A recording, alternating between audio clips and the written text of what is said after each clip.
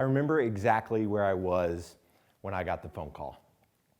I was in a restaurant in Dallas, Texas, when my roommate called and asked the most ridiculous question I'd ever been asked. He said, "James, do you want to take a private jet to New York City to watch the Dallas Cowboys play the New York Giants?" You see, my roommate's brother-in-law had won a sweepstakes, and the prize was a trip to an NFL football game of his choice. The sweepstakes included up to 10 friends, transportation in a private jet, a chartered limo bus around the city, and we'd even get to watch the game in our own private suite. We landed in New York City the morning of the game, and a day that couldn't have possibly gotten any better somehow got even better, because when we walked off the jet that morning, Barry Sanders, one of the most prolific running backs to ever play in the NFL, was waiting there to greet us. He was there to tell us that he'd be watching the game with us in our suite later that evening. We went nuts. None of us could believe that any of this was happening. Then our chartered limo bus pulled up with a police escort. We spent the rest of the afternoon being escorted around New York City. We went to the Empire State Building, ate lunch at Carnegie Deli, walked down Times Square. It was unreal. There's a guy named Jeff that was overseeing all of the transportation for our trip that day. He had chartered the jet, he'd rented the limo bus, he even arranged the police escort. And to make sure that everything went smooth, Jeff was with us the entire day. Now I instantly hit it off with Jeff. We talked about faith, his family, business, and pretty much everything in between. Jeff watched the game with us that night, and I spent more time chatting with Jeff than I did watching the game or talking to Barry Sanders. As we headed back to the airport after the game, Jeff and I swapped contact information. If I'm honest, I thought, I'm never going to see this guy again. But what the heck? No harm in swapping email addresses. As it turns out, Jeff wasn't just the guy assigned to taking care of our group that day. Jeff owns a global logistics company that manages transportation for companies like Verizon at events like the Super Bowl, the Grammys, and the Olympics.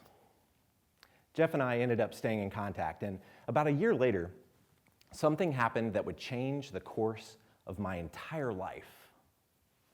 I was sitting in my cubicle at an oil and gas company where I was working at the time when I saw Jeff calling me. He was calling to ask if I'd like to move to Orlando, Florida, to help him run the helicopter division of his company, a division that was primarily focused on the NASCAR circuit. What? You want me to move across the country to do helicopter logistics for NASCAR? I prayed about it for the next few days and ultimately decided to pack up my life and move halfway across the country. I ended up working for Jeff for the next 3 years, and that single relationship changed the trajectory of my entire life. You see, before working for Jeff, I never thought in a million years that I could own my own business. But 3 years of Jeff's mentorship taught me that I have what it takes, and I now own a successful podcast company. We produce podcasts for some of the most innovative brands in the world. Since moving to Florida, I met the most thoughtful and caring woman on the face of the planet, and somehow I talked her into marrying me. Apart from moving to Florida, there is no way that Lisa and I's paths would have ever crossed.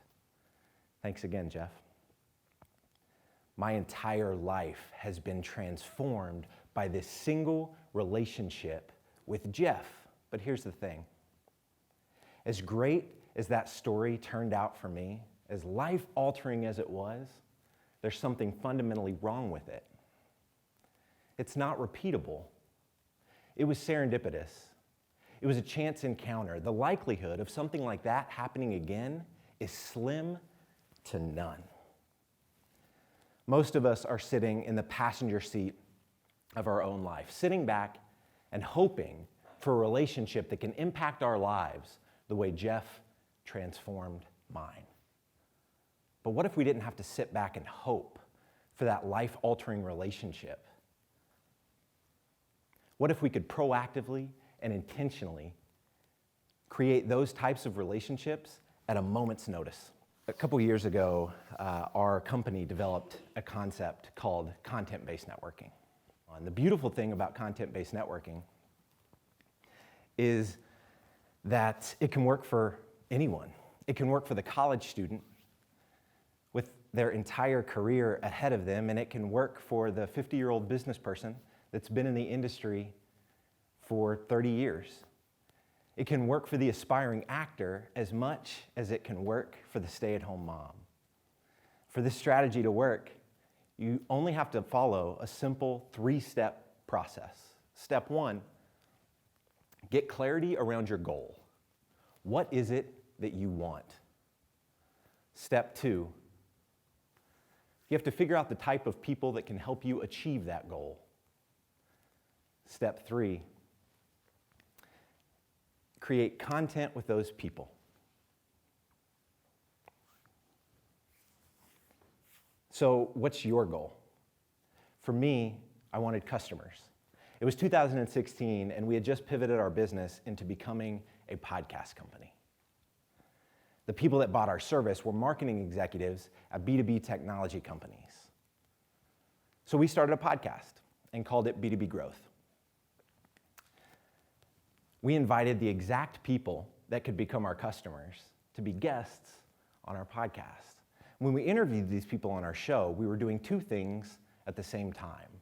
We were creating genuine relationships with our guests that could potentially buy from us, while simultaneously creating really valuable content that the rest of our market would want to hear. Now, to say that this strategy has been effective for our business would be a gross understatement. On the back of content-based networking, our young business has already done 7 figures in revenue, and we're on pace to becoming one of the fastest growing private companies in the US. Our podcast was downloaded over 145,000 times last month alone. It's been ranked as a top 100 podcast in the business category of iTunes, and it's been listed in Forbes as the #1 podcast for B2B entrepreneurs. But guess what? This approach was delivering results for our business long before we had fancy accolades and a big audience. With content-based networking, you don't need a massive audience to see results. You simply need to have clarity around your goal, understand the type of people that can help you achieve it, then build relationships with those people by creating content with them. My friend Jacob is currently a college student, and his goal is to become a college football coach. My advice to him, start reaching out to assistant coaches at Division I colleges across the country and invite them to be a guest on your podcast. Jacob could interview them about their path to becoming a college football coach, and he could ask them to share wisdom and advice that would be helpful to other coaches. So let's fast forward a couple years to Jacob's graduation. He walks off the stage having just received his diploma, but he doesn't feel the same anxiety that the rest of his classmates are feeling. He doesn't feel restlessness about what it's going to look like after college because he spent the last 2 years building relationships with coaches that could potentially hire him. You see, if Jacob spends the next 2 years interviewing hundreds of Division I college coaches for his podcast, do you think it's going to be very tough for him to land job interviews with a few of those coaches when it's time for him to graduate? I have a hunch that it won't be very difficult at all. My friend Deanna is an actress in Atlanta, and a few months ago she was telling me how hard it is to stand out and get noticed in that market. Well, what if Deanna started a blog series and featured advice from every casting director in Atlanta about what it takes to get cast? Deanna would walk away from that blog series with 2 very powerful things. One, she'd walk away with an incredible resource full of wisdom and advice that would not just be helpful for her, but would help a lot of other actors and actresses. And 2, she'd walk away with an enormous number of strategic relationships with a variety of casting directors that contributed to the series. And I have a hard time believing that an actress with genuine relationships with that many casting directors is going to have a tough time finding work. My friend Kenny wants to publish a book, and he's using a content-based networking approach to connect with the specific publisher that he wants to work with. Kenny has a podcast, and he's interviewing several authors that have been published by this particular publisher to be guests on his show. He's also interviewing several executives from the publisher to be guests. Now, is this approach going to guarantee that Kenny gets a book deal? Of course not. But it's putting him in a position to create relationships with the exact people that can help him achieve his goal. There's an African proverb that says, if you want to go fast, go alone. If you want to go far, go together. A single relationship changed my life. And most of us are hoping for a life-altering relationship to fall into our lap. But we don't need to hope. We can proactively and intentionally create the relationships in our lives that can launch us toward the future that we want for ourselves. Get clear on your goal. Figure out the type of people that can help you achieve that goal. Then build relationships with those people by creating content with them. Relationships will be the key to your success, both personally and professionally. Content-based networking is a tangible framework you can use to help you build the exact relationships you need to propel you towards your goals and dreams. Thank you.